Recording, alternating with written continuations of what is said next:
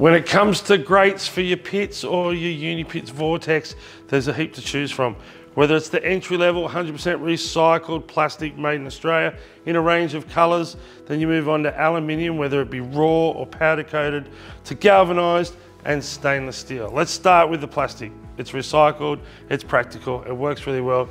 You can get it in flat or with a concave. The concave works exceptionally well under downpipes or taps because the water is drawn to the centre rather than splashing out on a flat surface. You can get that same concave with the aluminium, and you can get it in a raw colour or powder coloured to match your pavers, concrete, or the colours that you've painted your house.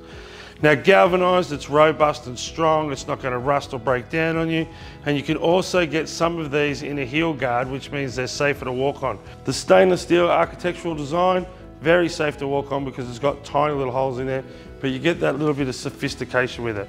So the choice is up to you. Entry level with the recycled plastic, all the way up to the beautiful stainless steel.